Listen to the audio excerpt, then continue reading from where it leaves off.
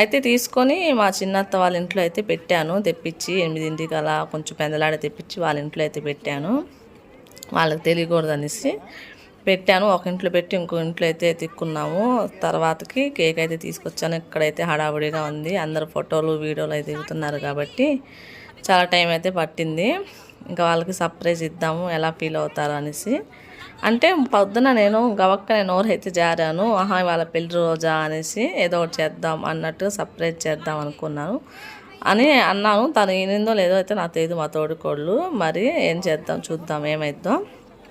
తనైతే మా మూడో వాళ్ళ అన్నయ్య వాళ్ళ అమ్మాయి ఈ రాణి కలర్ లంగావని వేసుకుంది కదా, చిలక పచ్చది. తను ఇక్కడైతే హడావుడిగా ఉన్నారండి జనాలు అయితే. మా బావగారిని తీసుకొని వెళ్తున్నాను. తనైతే ఏంటి కేక్ తీసుకొచ్చావా అంది మా తోడుకోళ్ళు. అనేసి చెప్పాను. ఇంకా అది చిన్నది కొంచెం చేద్దాము.